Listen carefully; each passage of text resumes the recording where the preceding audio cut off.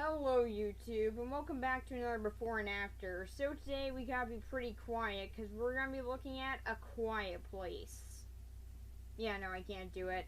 So this movie is directed, written, produced, and stars Jim from The Office. I know that his name is John something, but I'm just gonna butcher his last name.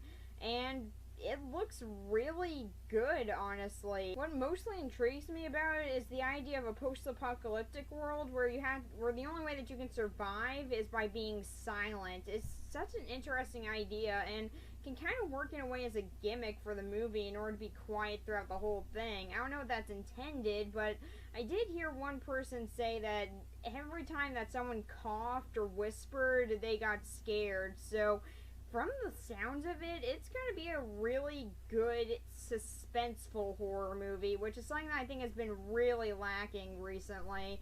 I mean, yeah, okay, there are some of them still out there, like most notably Get Out, but still, there's not that many, and while there are a few, it's still mostly jump scare horror, which is really annoying. And I don't really think that this is one of those things that actually will be a jump scare because, well, you gotta have sound in order to have it happen, so you know that's gonna be happening. It's the anticipation of that, and that's why I really think it's where most of the scares are gonna come from with this, and I really just cannot wait to see how that plays out because it is such an interesting idea. The story does seem a little bit basic, though, mostly with it being, well, they are monsters and you have to be quiet in order to stay away from them, and it's the story of the family trying to survive that. And one of them is pregnant, so this is going to go really well, I'm sure. Nothing can ever go wrong. And the ways that they survive are kind of interesting. Like with the sand that they walk on, I mean, I get it, but wouldn't pouring the sand make sound too? I mean, I'm just saying, I've heard sand be poured before. It's kind of loud, or at least it seems loud enough to attract attention. And also, why'd they leave the batteries inside the plane? I really don't get that. Like, that's a little toy plane. Why leave the batteries in that? I get maybe trying to entertain your kid, but if you're walking around outdoors, make sure you take the batteries out first. Seriously, that is a dumb idea. But outside of a few questionable survival methods, or at the very least in context, it seems like a really interesting movie, and honestly, I just really can't wait to go see it. And speaking of which, I only have a minute before I do so. So, yeah. I don't really have that much else to say about it either. So, yeah, I'll see you guys in the after part. So I got back from seeing A Quiet Place a while ago. I know it's been at least a month, but I haven't really been keeping track of the time. So yeah, it's been a while, but thankfully this movie's pretty easy to remember. It's pretty much just a family surviving during a sound-based apocalypse where you gotta be quiet in order to stay alive, and yeah, them doing that. There's not that much else to this. This is a very, very simple story. I just gotta say that it's very easy. This is a very, very basic story here, but what really makes it work is the execution, which thankfully is handled very well. Now, one thing I was a bit worried about going into this movie, I mean, like, I kept on hearing, like, okay, this movie, if you hear someone eating popcorn, then it'll be scary. Like, whenever you hear someone doing that, it's gonna be scary, and I was really worried that I wouldn't get that during this, but thankfully, I kind of did. Like, whenever I heard someone making a single sound in that theater, it is kind of creepy, and I do like how this movie does play off of that. The jump scares are actually earned, which is really nice. I always hate it when jump scares are just there and just in your face just to be in your face. It's really annoying because they can actually be handled well if they work well in either the environment or if they're actually built up to, or are actually just random, because that's what jump scares should be. They should be random, and thankfully this movie actually does know how to either build up to them or have them actually be random, and I like how it does that. half of the time, the jump scares aren't even actually the monsters. It's actually someone making a sound, which is just as scary in this environment, and I love how they play off of that. It's really well done, and honestly, I just love the way they went about it. It really does make every single sound that you hear, both in the theater or, well, if you're watching at home, then with a crowd or something, or even if, like, you're here with, like, an animal or something, having them make a noise can be scary. So, like, just it playing off of the noise of wherever you are, and also just playing off of noise in general within itself is really well done. That, and it's also a very family-based movie, and we do get to explore their dynamics really well, which is very nice. Probably my favorite dynamics that are explored is between Lee and Reagan, the dad and the daughter. I really do like how they're explored in this, and there really is sort of a conflict in their relationship after a mistake from a year ago. Yeah, the mistake is pretty much one of the sons died because Reagan gave him a toy, and the dad was stupid enough to he was smart enough to take out the batteries. Now, this is actually what I complained about in my before part. Like, it's like the little moment with the spaceship at the beginning. Pretty much just, yeah, they did rightfully decide to take out the batteries and stuff. But why wouldn't they just let him have the spaceship and, I don't know, take the batteries? You have equipment down in, like, this bunker in the basement there. You can use the batteries for something, or just so that he won't grab it. I mean, like, I get that you guys are in a bit of a hurry here, but still, this could be the death of you guys, and it was the death of him. I'm just saying, like, that you really could have thought this through a little bit better. Like, even if you just thought through for like a second, like, hey, we have equipment that we could need these batteries for. Let's take them. And hey, he's probably gonna want a toy. It's not like they don't give them toys or anything. I mean, yes, they do try to soundproof them, but it's not like Evelyn can't, like, quilt something around it with the same design or something to make it quieter. I mean, it's just like, there are a lot of solutions around this, but they just decided, nope, just leave the toy there. I'm sure that he won't take it or want it or anything, even though he wants it. It's a brilliant plan. Yeah, there are actually quite a few plot holes with this movie. Like, there are a lot of things that just sort of don't make sense.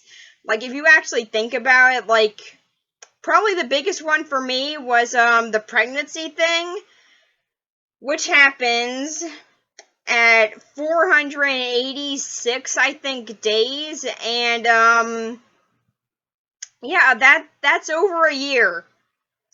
So, either she had this baby in her for over a year, which I'd be concerned about the health of this kid at that point, or they had sex during the apocalypse.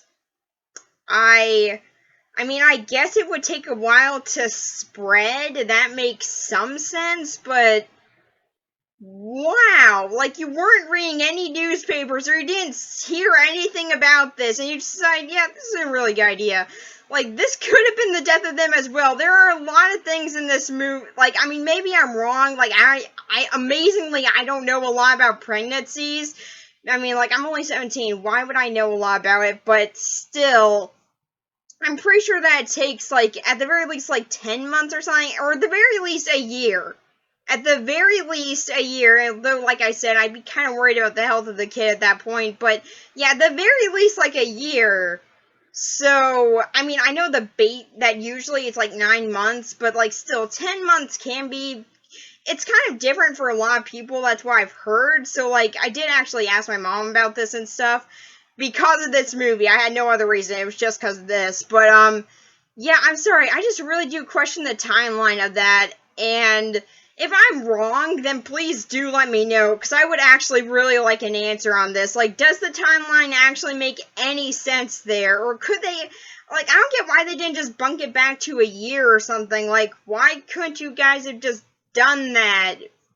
Is there a reason as to why you don't? Like, why? I just really don't get it. Why? Just like, is there anything about this that's just like, oh yeah, we can't just, change it to being a year where it makes sense or something? Yeah, no, that's stupid. Yeah, to me that was just like a big problem in this movie. I noticed it like halfway through. I noticed it like right when they said it's been like 400 days. And I'm just like, wait, okay, now she's pregnant? What?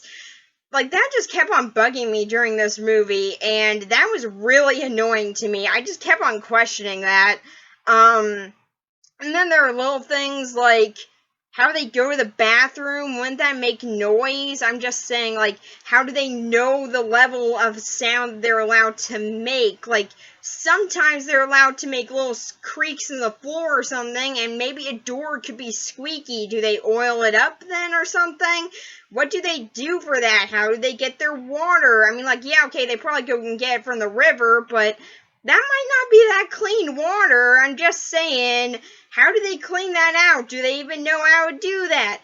How do they do that without making any noise? The sand thing. I kind of mentioned this in my before part, but yeah, the sand thing. Okay, so what I did notice in the movie is that the sand most likely was dampened and stuff, and they most likely just sort of got it from the beach that they're near, but still, getting all that sand, and just like, it still would be a bit noisy. How do they know the general amount of sound to make? Are they somehow communicating with other people about this? I know they do the fire thing to show they're still alive and stuff, but do they, like, use smoke signals to chat it up? Is that, like, pen pals or something? Except with smoke signals? I want to know, how does this work? It's a very confusing system if you actually think about it, because there are a lot of things that could probably get you killed, and I really don't get this. How was knocking over the lantern and starting a brief fire that they had to put out immediately, which did cause sound as well, and raccoons jumping on their house. How was that unnoticed by the monsters? But oh yeah, this raccoon making some little noises, that's what the monsters noticed. Yeah, that makes total sense. Just everything about that just makes so much sense. I don't know why I'm questioning that. And how did these raccoons stay alive for over a freaking year? I'm just saying, these raccoons would have made noise by now. They do show in this movie that they do go after animals. Heck, they even go after branches snapping. So, yeah, I'm surprised they even noticed actual people in this with all the sound that would make, or that animals are even still around at all. Like, that, just so many questions about this world and how all of this works. I mean, like, I guess I can understand, like, fish or something still surviving, but like, raccoons apparently are surviving. Are squirrels surviving? Are rabbits surviving? Are snakes? How are they living? They would make noise. I mean, like, snakes would make way less noise and stuff, but still, they would be making noise. How is this happening? I have a lot of questions about this, as you can tell, and yeah, that is one of the major problems with this movie to me, is that if you think about it a bit, or if you think about it a lot, in my case, as you can tell, I had a lot of questions, and it's been like a month since I've seen this, so I've had a lot of time to think over those questions, so, and I haven't really come up to any answers, so, yeah, I do have a lot of questions, and yeah, really, if you do think about it a bit, like, a lot of this movie doesn't really make sense, but, like I said, the execution with that's actually is pretty good at scaring you. It definitely makes up for that. And also, well, again, with the family dynamics, I guess I should actually get back to talking about that. I do really like how that is handled in this movie. Again, my favorite is between Lee and Reagan, as there's a little bit more conflict with them over what happened, and I do like seeing how even though, yes, he is still mad at her a bit, but he does still love her, and he does still care about her, and I really do like that. Actually, that's something that I just want to bring up. A lot of movies nowadays, especially horror, like things like this and Cargo, they are showing dads in a much more respectable way than a lot of other movies do. This is one of the reasons why I just love horror, is that it actually does do things that are way different than a lot of other genres do. And that's definitely something that I do notice here, is that dads are actually being seen as, well, dads. I mean, like, yeah, okay, there are abusive parents and everything, and that does need to be addressed, but dear God, it is almost always the dad in a movie, and it's just annoying to me because my dad is a really nice guy, and there are plenty of very nice parents that would do lots of things for their children, and fathers are a big one that would do that too, but for some odd reason, it's mostly always the mother. And that just always kind of annoys me. Like, yeah, okay, I get it. They gave birth to the kid and everything, but the dads still would care about the kid too, wouldn't they? I'm just saying. So, yeah, to me, I do really like that horror movies nowadays are showing that. Oh, and also, that's not to say that mothers aren't abusive in movies as well. Actually, that is something that can be seen in horror movies as well, like Don't Go in the House, Carrie, Psycho. There are a lot of movies, especially in horror, that show that. It's just that, for some odd reason, they're always seen more as the nice person, and honestly, I just don't really agree with that entirely, because mothers can be abusive too. I mean, they are nice, and I do love my mom and everything, but still, I would like those to be evenly addressed at the very least. And yeah, I do like how horror movies nowadays especially are really focusing on seeing the dad as actually a good person, and I do like how they're doing that again, and I'm really glad for it. It's really annoying trope that they're abusive, and I hate that. Yeah, that's just sort of something that I noticed in these movies recently, and I'm really glad for it. But yeah, back onto what I was actually talking about. Yeah, Lee is a very good character. Yes, he's played by Jim from The Office, I know. That's out of the way. And he does a really good job. Actually, everyone does a very good job in this movie. Like, I really just do love everyone's performance in this. They do a really good job. Even people that aren't that important, like Dead Man and Woman in Woods. Yes, that's seriously what they're called on Letterboxd. So, yeah, even they do a good job. Like, okay, yeah, the dead woman, she's just sort of dead, but, like, we never actually see her act, but you can really see the pain in her husband's face, and yeah, honestly, I do like seeing how even side characters like that, like, they're really kind of the only side characters, but even characters like them, they do actually get backstory. At least you can see it in their face, and I really do love that. You can sort of see that they've had this whole great life together, and when he lost her, he lost everything, and I really do like how they can do that with just sort of characters that are barely in this. I really do like how that was handled, and yeah, that really does sort of just show the emotion that all the actors in this bring. Like, I really do like what John, yeah, I still can't say his last name, I'm sorry. I do really like what he does with the character of Lee. I can really see the emotion, how much he cares about his family, but is willing to make some hard decisions, and in the end, that is what he does, and it's really touching. I really do love what they do. I really do love his performance here, and he does a great job. I just seriously love what he did with this character, and yeah, Lee is easily my favorite character in this. And then there's Evelyn.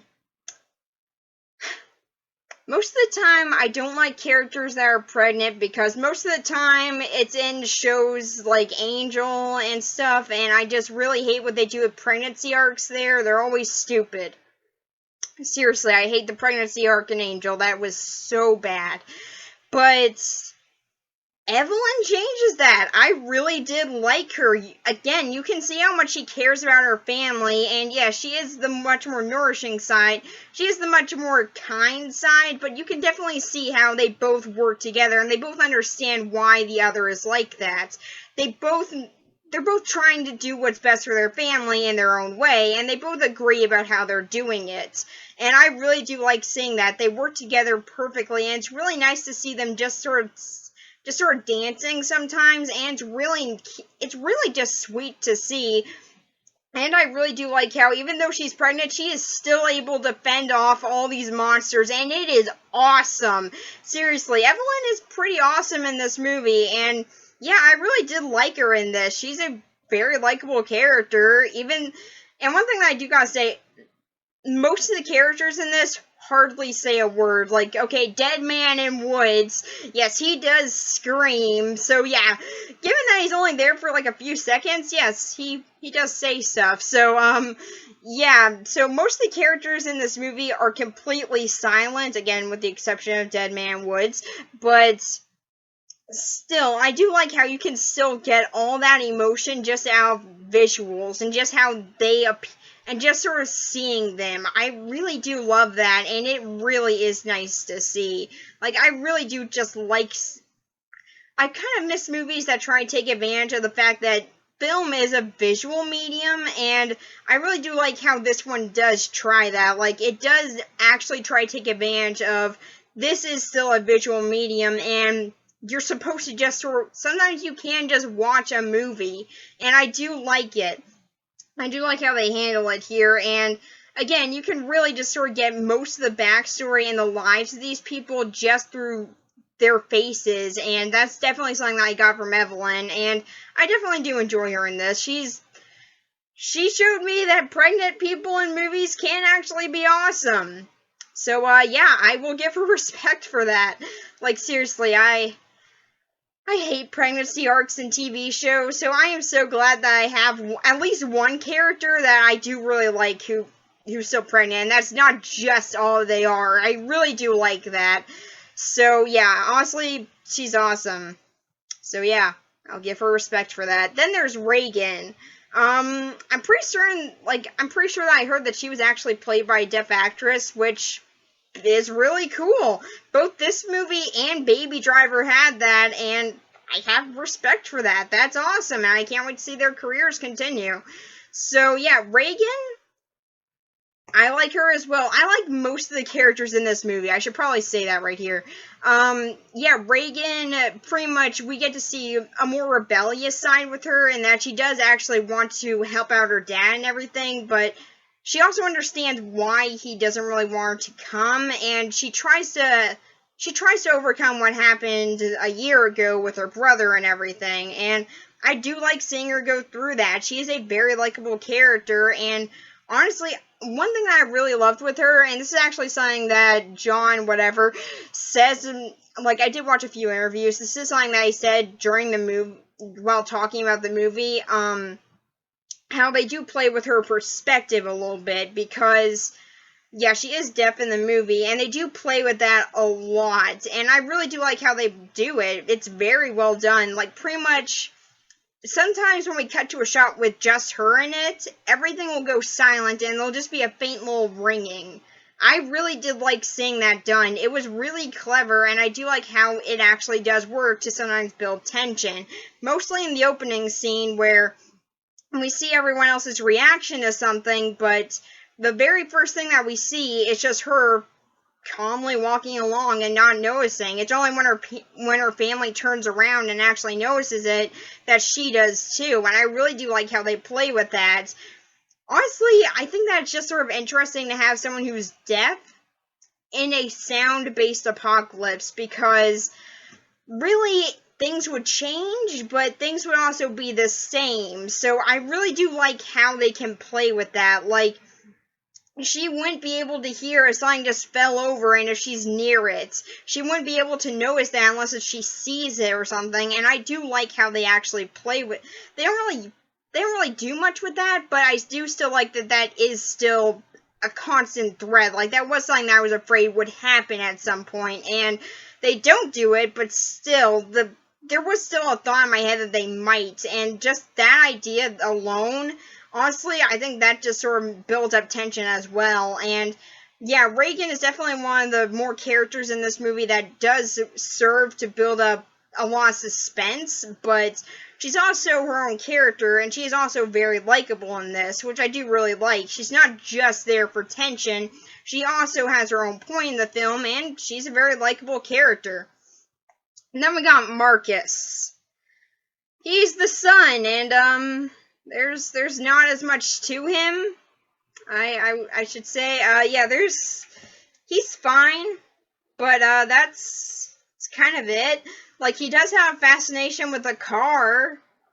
It's nice. Oh, and by the way, Reagan also has a fascination with kind of building things, which is nice. I like how they do have some little personality traits there. Like, Evelyn also, like, I think that she likes knitting, and Lee, you can tell that he at least has stuff to fill his time, like, in the basement and stuff, so I like that.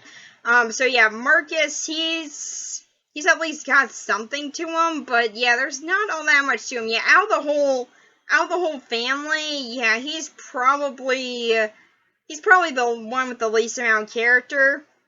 Okay, well, either him or Bayou. Yeah, he's got a weird name. It's Beau.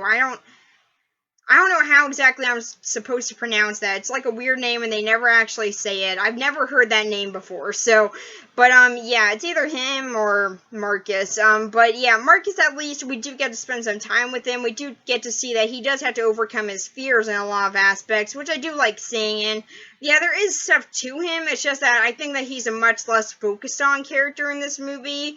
And yeah, that's a bit of a shame, because I would actually sort of like to see more with him and to have him a little bit more developed. But as is, he's definitely a fine character. I do like him. It's just, yeah, honestly, he doesn't have as much. He's not as interesting as the others. That's just kind of a minor problem with him. But yeah, he is still a good character in this. Then we got the dead son. Yeah, I still don't know. It's a weird name, okay? I've never heard that name before. I just don't know how to pronounce it, okay? And I don't want to try. So, yeah, I'll just call him B. Because it's either that or I call him dead son. And, yeah. Don't really think that's the nicest way to refer to a character. So, yeah. B. He's there. He mostly serves as just sort of a plot device, really, for the tension between Lee and Reagan, and yeah, that is a bit of a shame, but I do like how there is sort of this much more innocent side to him. Like, the reason why he dies, I don't really think that I'm spoiling that, because, like, in the trailer, they show that a monster's coming right for him. I hope I didn't spoil that. If I did, then I apologize. But yeah, pretty much, he does have a much more innocent side to him. I do like, even though he's only in, like, the first 6 minutes, there is still personality there, and I do really like that. Like, at the very least, even characters that aren't that important, or at the very least aren't in it that much, do have personality. That's like what I said with the dead people in the woods, and yeah, I really do think that is something that's also present there with B, and I do like that. He's a good character for where he is. It's just that I think that he's more plot device than he is anything else, which is a bit of a shame. So for the characters, in a movie like this, performance is really everything. Because they don't say much, so you have to get that emotion from the actors, and thankfully this movie does a great job of that. You can see a lot of personality just through their facial expression, and I really do like that. You can see conflicts with these characters. You can really feel that they've had some of them that have had full lives and that they're nothing without this other person. You can see these relationships, and I do really love that. It's what makes these characters really likable, and I love the way that was handled. And then there's the monsters.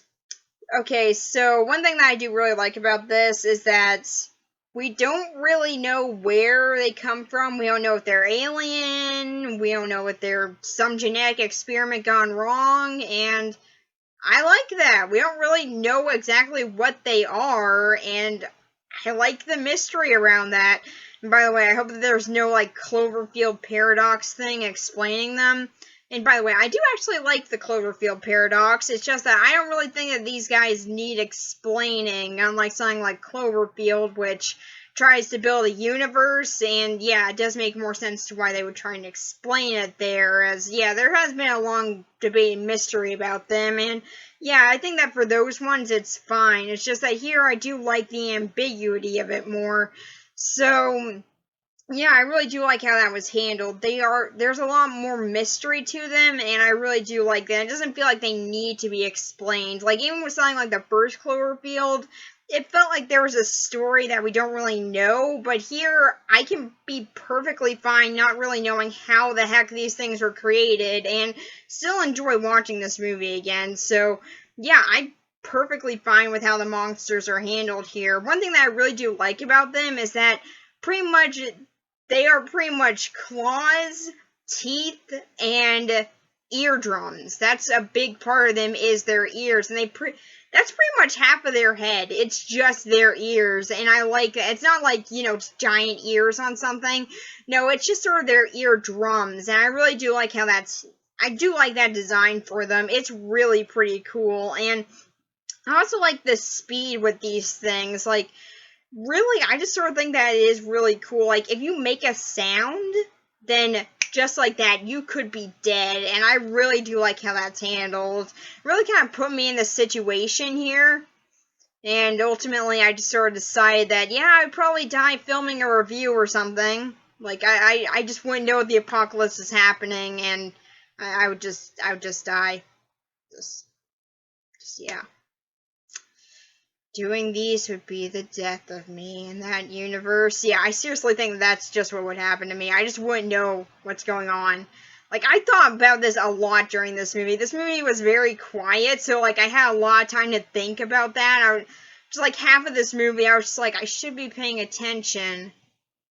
But would I be doing the sand thing that they're doing? I gotta think this over. And I do really like how that's also an aspect of this, is that I was really able to put myself in this situation here, and that's something that doesn't really happen with horror movies with me that much. Like, sometimes I will, like, of course, there's something like Saw, and yeah, actually, just sort of Saw and this. Like, this very rarely happens. Okay, I guess The Grudge, too, because that movie, it didn't really feel like there was any, like, I have not seen the original. I literally had nightmares from the remake, so I am not going to watch the original, which is, like, 10 times scarier. Not yet, anyway. But, yeah, that doesn't really happen with me that much, and I do like putting myself in the situation. It's just that sometimes it's so hard for me to actually think about how I would. But with this movie, it came very easily to me, and I spent most of the movie thinking about what I would do in this scenario. Again, I came to the conclusion I would die before I had a chance to do anything, but still, yeah, I thought about what I would do if that didn't happen, and yeah, I really do like how I had the chance to do that during this movie. It made watching it a little bit more interesting, and I have actually watched it as well on my phone a little bit, and yeah, I didn't get that feeling, so I think that going to the theater did play a part in that. So yeah, I really do like how, so yeah, back onto the monsters, I really do just like the design of them, and I don't know, I think there's just sort of something that's pretty interestingly unique about them, and that they're different enough from other aliens or monsters in horror movies that they do stand out. And I do especially like the eardrum thing with them, and just sort of the agility with them that I think makes them interesting enough, at the very least visually. So I also do like how they apparently spend hours on any sound. Like, seriously, they spend until morning hunting down this family because they heard something fall. Like, okay, what they heard was a person fall after stepping on a nail, which, ow, seriously, that you couldn't just, like, knit something around that nail? I'm just saying, that's a very exposed nail. Put something over it. Just, like, make that whole entire stair just, like, knit up. Just like that. At the very least, then it'll cover that nail. Like, that is seriously a big hazard. I have no idea why they left that thing out. But, like, I mean, I guess they can't really hammer it down, but still, Jesus, like, do something. But, yeah, like, they hunt down things for hours, apparently. I mean, like, yeah, I can't just sort of be like, oh, well, they heard more sounds and everything, but I don't know. I like to think that they spend hours tracking down if they just hear one sound, which can make it very eerie. They don't get their prey immediately. And I do like how that's done. Like, Although it also makes me just sort of imagine that, like, they hear a tree branch break and they just, like, they sort of chase after it for, like, an hour or so until they finally decide, oh, wait, it was a tree. Or maybe they have some way of distinguishing tree branches breaking, or trees falling, or weather patterns and everything. I don't know, like, how do they react to thunder? Like, how do they work off of that? And, like, just, yeah, again, I'm just addressing plot holes here, but still, yeah, it is kind of interesting to think how they could just sort of adapt it to that stuff. So, yeah, there are actually some plot holes that do have some answers here, so I do like that.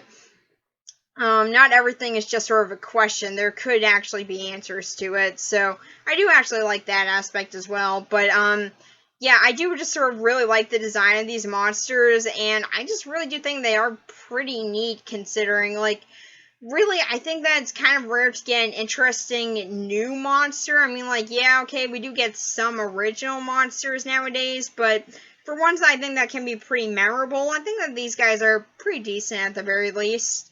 I mean, they're not the most memorable monsters or anything, but still, I think they are pretty interesting, at the very least, technically speaking.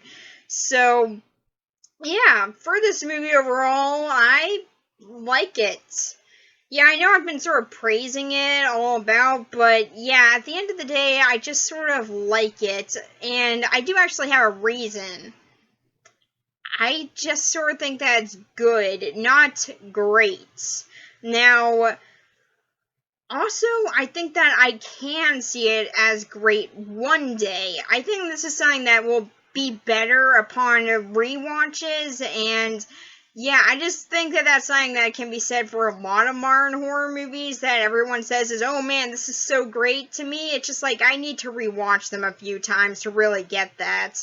Like, heck, there are actually some movies like Reanimator that I absolutely love, but the first time I watched it, my reaction was, eh. Yeah, seriously, that was my reaction to the first time I watched Reanimator. Now I have watched it like 7 times, and I own all of them. And I also have the syringe prop from the movie, so yeah, made out of a real syringe, by the way, because accuracy is nice. So yeah, really, it's just sort of like, I think that this movie and something like Get Out and maybe The Marn It, like, I mean, I liked it fine, but like, eh. So, yeah, I think that movies like that are definitely something that I'm going to need to rewatch a few times in order to fully see why everyone else says that it's great, but still, I do enjoy this one as is. It's a very good movie when actually looking at technical aspect, but then again, I spent most of this movie thinking about what I would do in this scenario. And to me, that was also a problem. Like, I did like doing that, and it definitely did add to this movie, as it's something that I don't really do during movies, but still, yeah, I should have been paying attention in the movie, again, and I didn't get that when I watched it at home. So, like I said, rewatches of this movie would definitely be beneficial to me, and I understand that that's probably just me. I'm sure that there are a lot of people that just really enjoyed this movie immediately after watching it. Heck, I know that there are a lot of people that felt that way, and I totally understand why that they feel that way as well. This is really just sort of a movie that I think you have to watch it to see if it's really for you, and then maybe watch it again if you think that it can actually be better on repeat viewings like I do. So overall, I do like it, and in a technical aspect, the characters are very good, the performances are great, and I do like the design of the monsters, and it does have a very good amount of suspense, which is very nice. I've missed horror movies that actually try and be scary from just being scary. That's the reason why I'm excited to go see Hereditary and also the new Halloween. I heard that both of them are going to try and actually scare you by being actually creepy and not just actually just sort of being up in your face scary, or at the very least if they do that, then I hope that they do it well. And this is definitely a movie that does that as well, and I really do like the way that was handled. This and something like Jacob's Ladder are definitely something that I can say is a jump scare done right, which I think that I don't get to say that enough, and that's a problem, but I definitely do like the way that jump scares were handled in this movie, and it is actually scary. It does work because the whole entire environment is quiet. So if you hear like someone clap or something, then that will actually be jarring, and I like how that works. So yeah, overall this movie, it's good, and definitely it's creepy, or at the very least it can be eerie at times, but honestly, I think that I'm going to need to watch it a few more times to see if it's actually really great, or to see if it'll be something that I absolutely love, like something like Reanimator. So, yeah, I do really think that this will be something that I love. It's just I haven't really watched it enough to say that yet. So, I'm looking forward to watching it again, and that's not something that I can say about most modern horror movies. So, yeah, at the very least, I will say this one is good for that. So, yeah, that's pretty much it. I really enjoyed it, and I recommend that you guys go and watch it if you haven't already. I mean, it's been out for like a month or so. So yeah, just go watch it. It is good. And I enjoyed it. So yeah, that's pretty much it. Bye.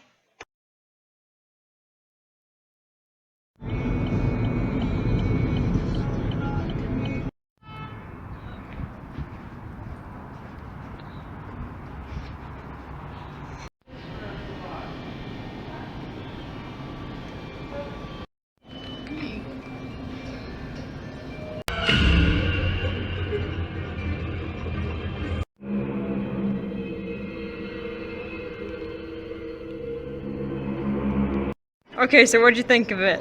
I didn't know what to expect, honestly. You didn't? No.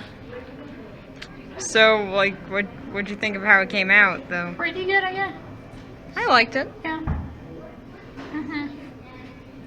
Well, that's our thoughts. We're dropping the popcorn again. That's fun. And now we're dead, because that was loud. So yeah, we just now realized that there are a ton of questions about this movie that we didn't even start thinking about until we stopped filming. Like, how quiet, how loud can you be? Like, how should your volume levels be averaged? Like, how do you find out where the squeaking floor is? Do you just take the risk, or what? And why did they have the baby? Like, yeah, like really. Do it, like. I'm like, really? We actually thought of the math. They shouldn't even have had, like, okay, like, I know, like. It's 486 days when this movie takes place. There's 365 days in a year, and it takes 9 months for a baby to be born. So this does not add up. They should have waited until after all this is over to have the baby. But, yeah, but so like this. Like that, guys. Never mind. Yeah. So like this movie has so many holes. It does. Although maybe even the amount of time it took. Nah. Still sticking to my theory that this makes no sense and they had sex during a post-apocalyptic world based around sound. It's like, we're starting to have sex and oh, and that was also, they also had sex around the time that their kid died too. But they wanted to replace them. Like, I think that might have been a little bit before, like maybe a day or two before. So it's just like a day or two before their kid died. They decided that we need another kid, and then they were just like, well, thank God we did that, because this is really well timed. So yeah, we had a lot of questions after we turned off the camera because we're dumb. Of course they gave him like the one with batteries and everything. Yeah, I don't get why they didn't take the batteries from that kid though. Why didn't he like not like why'd they leave it there? I mean, they can use the batteries for other things and let the kid play with a toy. I mean, there's always the rest of that will drop it, but even at that, you can just drag him away before anything happens. So it's just like it makes. Like, and you can use the batteries for things. It's just like, why? I mean, they're using equipment down there. Obviously, some of them are going to need batteries. I mean, they might not be the ones that you need, but even at that, your kid won't be messing with them and putting them back in the plane. So, like, makes no sense. Makes no sense. Though it was fun. Wait, no, it wasn't actually fun. It was kind of depressing. Yeah. It's actually really depressing. Okay, well, it was good. Yeah. It was good. Thumbs up. That's a lot of plot holes. Like, yeah. Just gonna drop in the popcorn again so we die. Like,